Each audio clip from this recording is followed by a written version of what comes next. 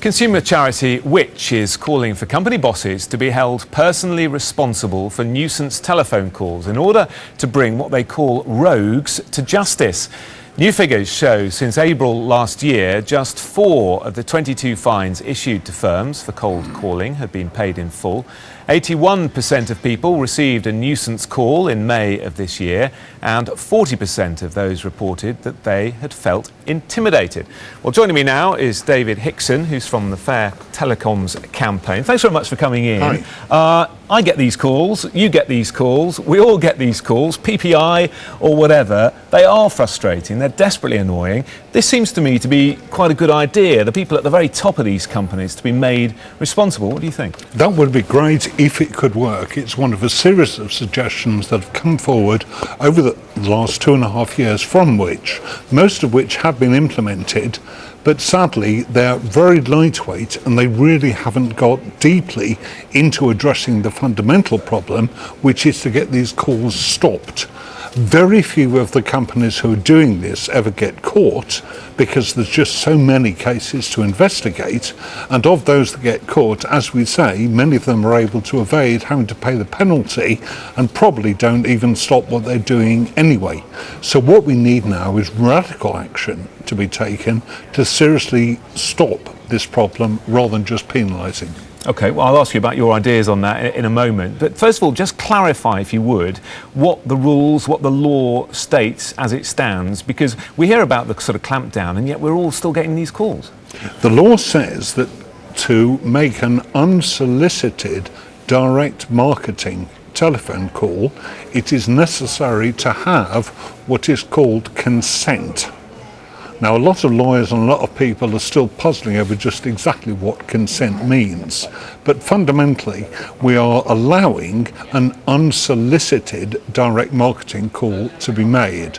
I believe that in 2016, whatever it was in 2003 when this first came in 2016, there is nonsense to say that anybody would consent to an unsolicited direct marketing call.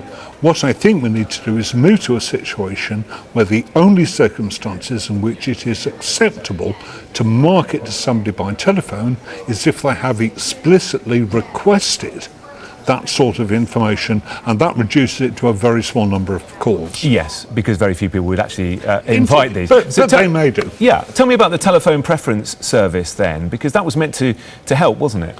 The idea was that consent to unsolicited direct marketing calls would be deemed to have been given by everybody unless they chose to opt out through the telephone preference service. So all that the telephone preference service ever was the means by which you indicated withdrawal of an assumed consent for any Tom, Dick and Harry to phone you up with a direct marketing call. That was always a bit dodgy at the time, but the government gave way to the industry, who wanted that default opt-in, but an opt-out through this mechanism isn't. In today's world, if you were coming up with that suggestion today, you'd just be laughed out of court. So what you're saying is an opt-in is much better than an opt-out, in effect? I don't think there should be any unsolicited direct marketing telephone calls. There are far better ways of marketing to people who don't explicitly request information. Interrupting their day with a telephone call to their home or their personal mobile is not an acceptable way of dealing with people these days. I think we've got quite enough public reaction to show that that's how people feel.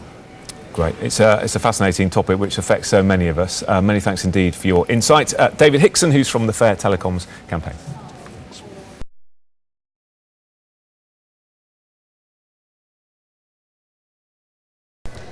Consumer group Which is calling for company bosses to be held personally responsible for nuisance telephone calls in order to bring what they call rogues to justice. New figures show that since April of last year, 22 fines had been issued to companies who had broken rules on cold calling. It's since been revealed, however, that only 4 of these fines have been paid in full. Figures say that 81% of people had received a nuisance call, and of those, 40% reported that they had felt intimidated as a result. Well, David Hickson from the Fair Telecoms campaign says a lack of resources makes it difficult to try to crack down on cold calling. Enforcement of the regime that's in place at the moment would always be immensely difficult because of the way in which it works and where the responsibility is placed. The Office of the Information Commissioner has very limited resources to carry out enforcement work where they get complaints about nuisance calls.